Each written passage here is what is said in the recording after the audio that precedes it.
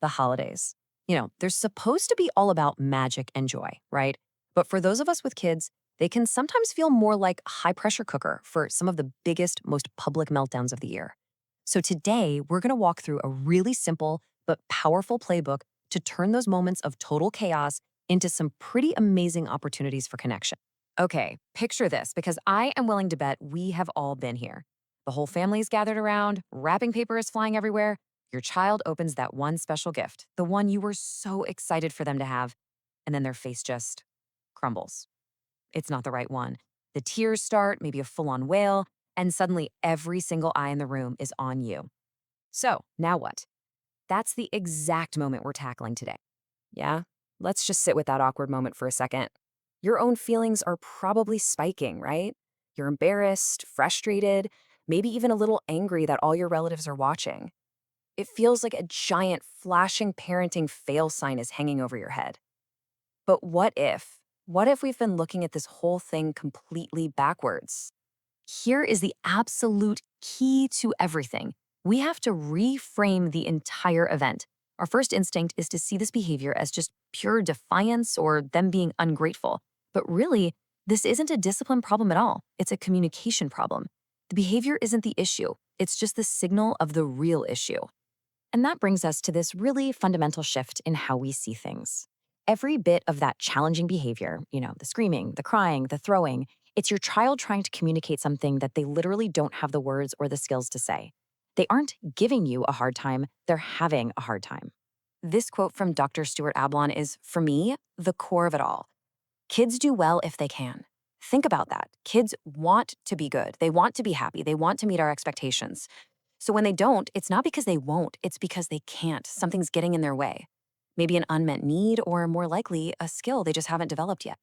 And this right here shows that essential shift perfectly. The old way of thinking sees a manipulative, ungrateful kid. The new, and frankly more effective perspective, sees a kid whose brain is completely overwhelmed by a huge feeling they just don't have the tools to handle yet.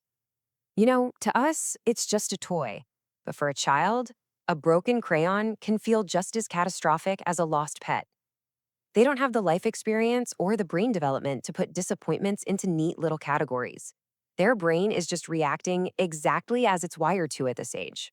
So the skill they're missing is called self-regulation. And this is a really high-level brain function managed by the prefrontal cortex, which, and get this, isn't fully developed until we're in our mid-20s. So when a kid melts down, it's because the emotional, reactive part of their brain has completely hijacked the logical thinking part. Our job isn't to punish them for that. It's to help them build the skill. So the big question is, how do we actually do that in the moment, especially with grandma watching? Well, here is a simple 3-step playbook that's practical, it's respectful, and it is so effective. And the best part is it works for everything from gift meltdowns to struggles leaving a party or refusing to sit down for dinner.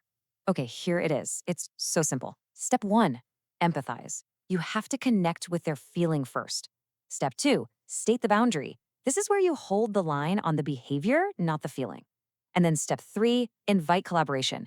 You bring them in to help solve the problem with you. Let's see what this looks like in the real world. All right, let's put this playbook into action. We're going right back to that gift meltdown scenario. Your kid is crying, everyone is staring. Here's what you do. First things first, you get down on their level and you connect.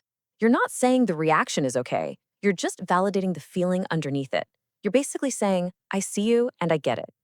This one move instantly shows them that you're on their team, not their enemy, and it makes it safe for them to actually feel what they're feeling. Now, this step is crucial because it separates the feeling from the action. You're sending a clear message. Your disappointment is okay, but throwing things is not. You hold that boundary calmly and firmly, without any shame. In that moment, you become the safe, steady anchor in their emotional storm. And this step, this is where the magic really happens. Instead of imposing a punishment like a timeout, you empower them. You actually turn them into an active problem solver. And in doing so, you're building those self-regulation and problem-solving skills they're going to need for their entire life. So what might actually help them calm down? Here are some really tangible ideas. A lot of kids need sensory input to help their nervous system come back down. So whether it's disappointment over a gift or just feeling totally overwhelmed by a crowded party, things like a deep hug, some silly putty, or just a quiet space with some music, These can be an absolute game changer. Having a little toolkit ready is key. Look, this whole approach isn't just about surviving one meltdown. This is about playing the long game. It's about building resilience. Every single time you use this playbook, you're building something way more valuable than whatever was in that gift box. And this isn't just some trendy new idea either. This whole method aligns perfectly with decades of research on the most effective parenting style out there, which is called authoritative parenting. And that's basically the sweet spot of being really warm and connected while also having clear, consistent boundaries. And the results, well, they speak for themselves. As you can see from the research, kids raised this way grow up with measurably better outcomes across the board, higher self-esteem, stronger social skills, and more academic success. You're not just stopping a tantrum in the short term, you're literally building a thriving adult in the long term. So let's just end on this thought. The holidays are always going to bring challenges. That's just a given. But what if we shifted our goal from controlling behavior to seeking connection? When we do that, a gift opening meltdown stops being a moment of failure, and it becomes this profound opportunity to teach our kids that we love them unconditionally, not just when they're happy and perfect, but especially when they're falling apart.